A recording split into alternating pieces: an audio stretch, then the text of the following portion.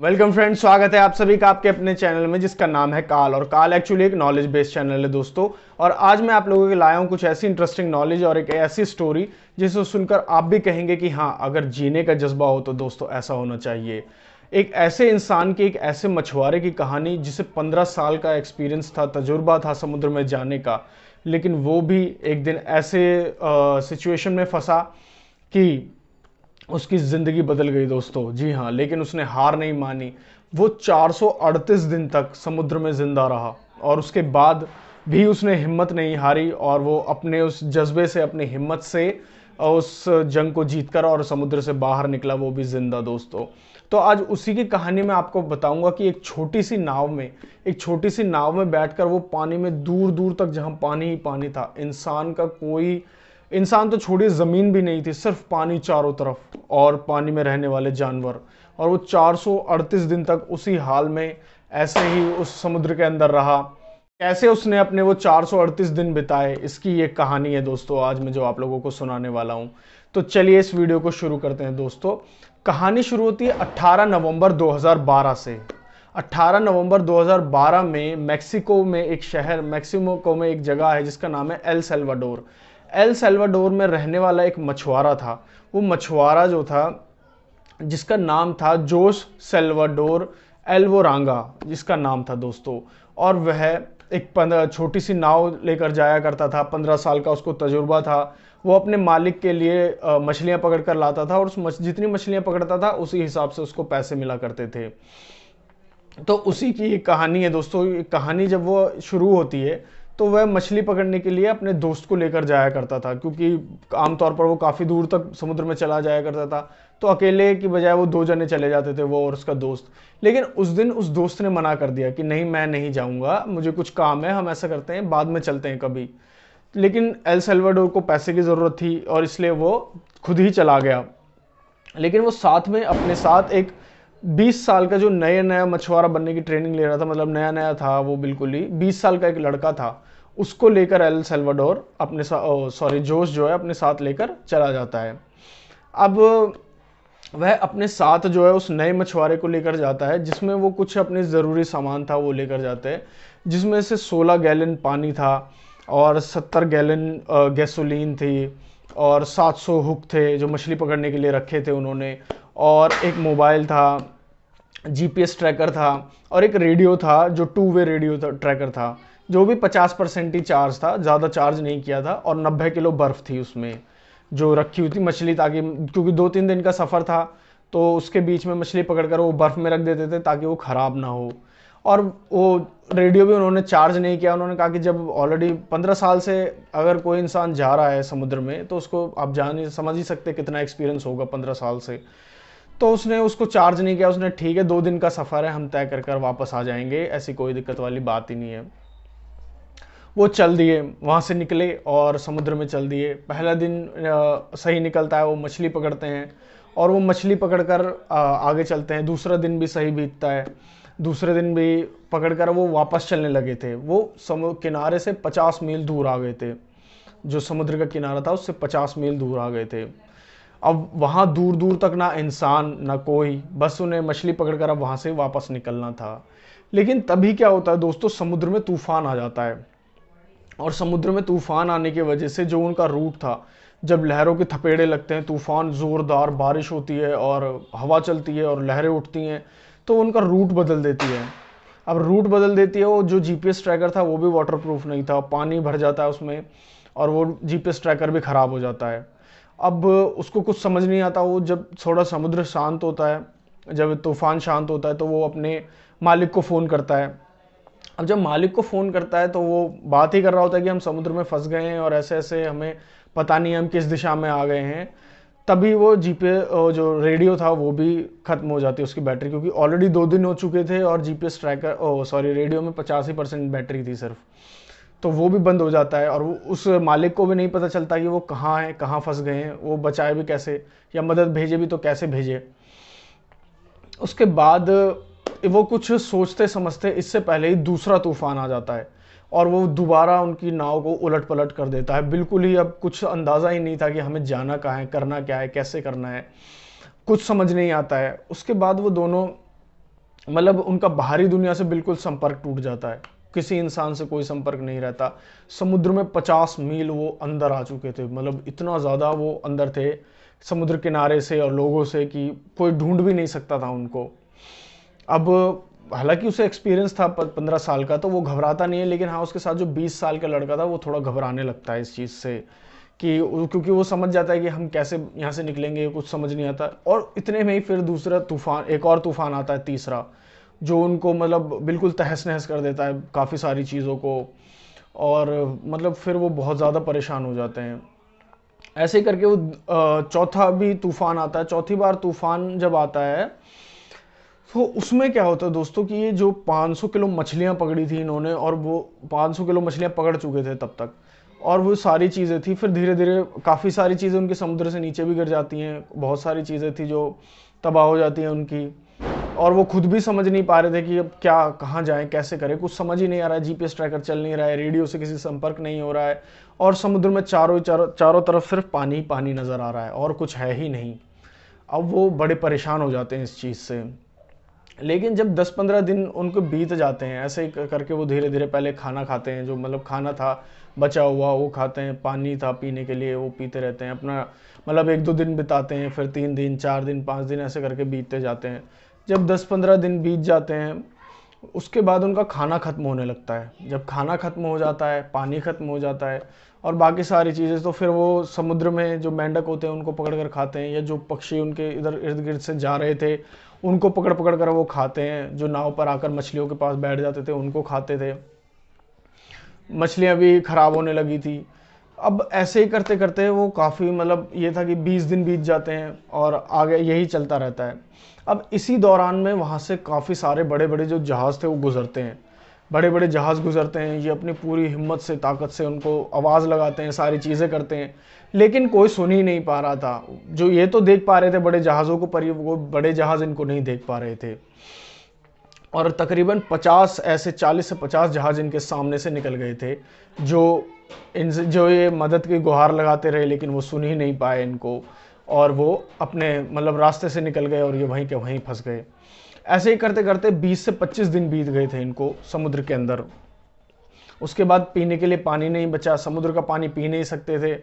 मेंढक या समुद्री जीव जो छोटे मोटे थे वो खाकर ही अपना गुजारा कर रहे थे। उसके बाद इन्हें जिंदा तो रहना था दोस्तों, तो इन्होंने अपना ही पेशाब पीना शुरू कर दिया, क्योंकि पानी, समुद्र का पानी पी नहीं सकते थे, उससे डिहाइड्रेशन हो जाती है, बीमार हो जाते हैं। तो काफ़ी सारी ऐसी चीज़ें थी, तो इन्होंने अपने पेशाब को ही पीना शुरू कर दिया। उसको तो एक्सपीरियंस था, वो ऐसा कर लेता था, लेकिन वो जो 20 साल का लड़का था वो धीरे धीरे हिम्मत हारने लगा था, क्योंकि मेंढक को वो खा नहीं पाता था। मतलब 20 साल का एक लड़का ही था, अपने पेशाब को पीकर भी उसको मेंटली काफ़ी ज़्यादा वो होने लगा था, टॉर्चर होने लगा था, खुद ही सोचने लगा था कि ये मैं क्या करने लग गया हूँ। तो ऐसा करते करते बहुत सारी चीज़ें ये हुई, वो अपनी हिम्मत हार गया। कम से कम ये लगा लीजिए 1 महीना बीत गया इनको समुद्र के अंदर, और 1 महीने बाद वो लड़का जो था जिसका नाम था कोवडो, अपनी हिम्मत हार गया और उसकी मृत्यु हो गई। जब सुबह उठकर जोश ने देखा तो कोवडो की मृत्यु हो चुकी थी, लेकिन वो इस चीज़ को एक्सेप्ट नहीं कर पा रहा था कि कोवडो की मृत्यु हो गई है, और वो उससे लगातार 3-4 दिन तक बात करता रहता है, तुम खाना खा लो, तुम अपना पेशाब पी लो या पानी पी लो, कुछ ऐसा कर लो और ठीक से बैठ जाओ, और ऐसे करते रहो। लेकिन 4 दिन बाद उसको ये एहसास होता है कि ये मर चुका है, और अगर मैं ऐसे ही इससे बात करता रहा ये तो मैं भी पागल हो जाऊंगा और मेरी भी मौत हो जाएगी।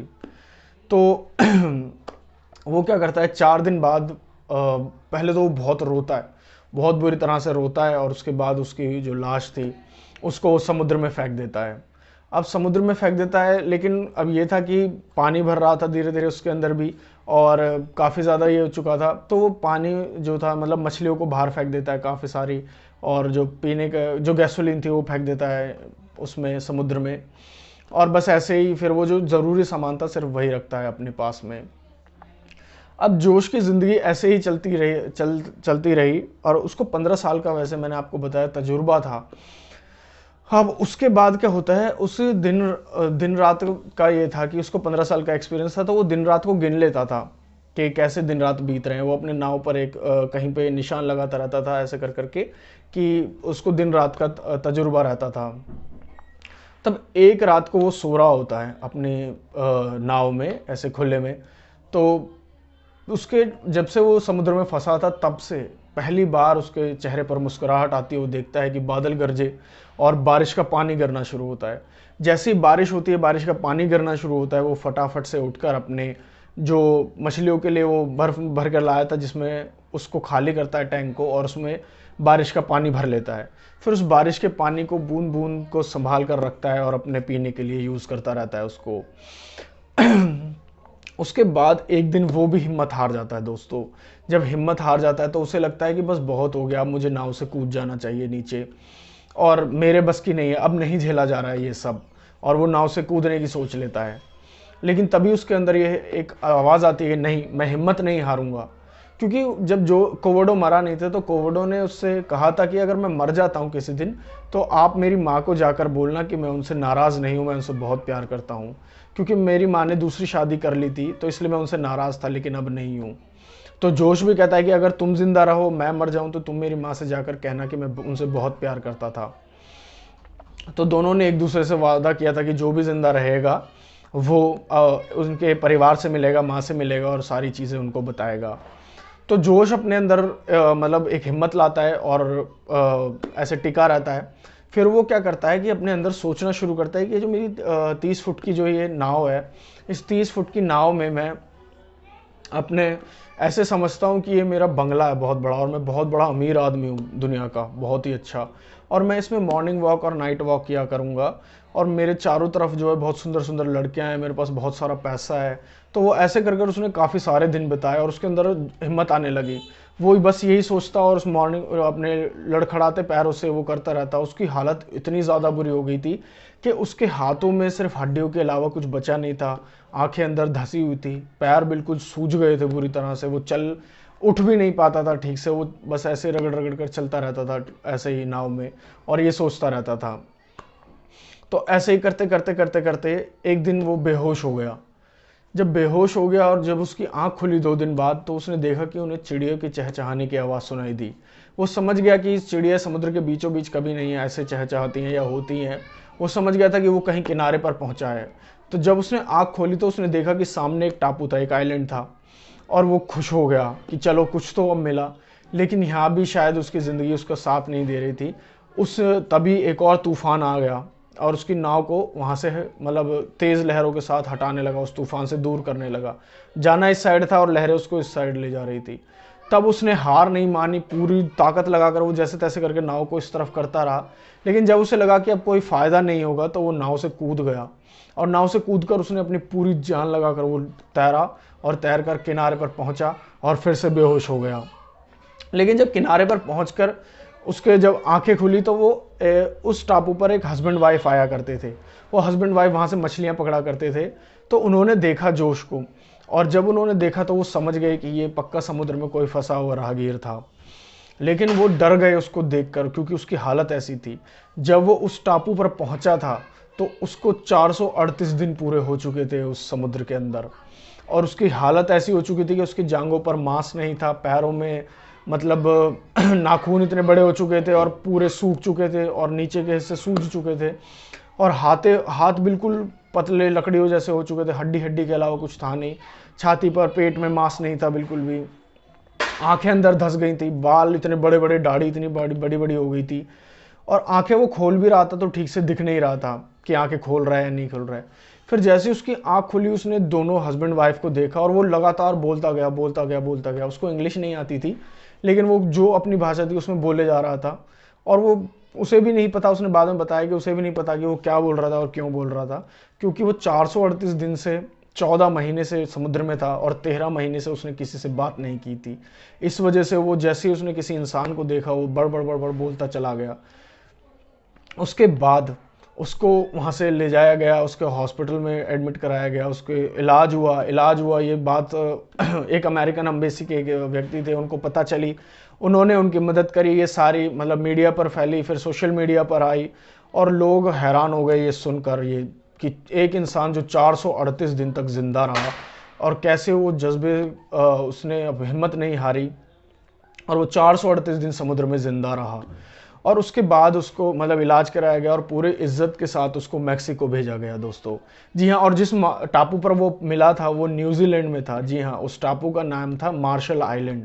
मार्शल आइलैंड वो मैक्सिको से न्यूजीलैंड पहुंच गया था 8,880 किलोमीटर की दूरी पर वो पहुंच गया था वहां से, सिर्फ समुद्र में नाव के मदद से ही, ऐसे ही। फिर उसको अपने घर भेजा गया, घर जाकर वो ठीक होकर उसको घर भेजा गया। फिर वहाँ पर उसके इंटरव्यूज़ हुए। सबसे पहले वो अपनी माँ से मिला, अपनी माँ से मिलने के बाद वो कोविडो के घर गया। 2 घंटे उसकी माँ जो पूछती रही वो बताता रहा और उसकी माँ रोती रही वो सुन सुनकर।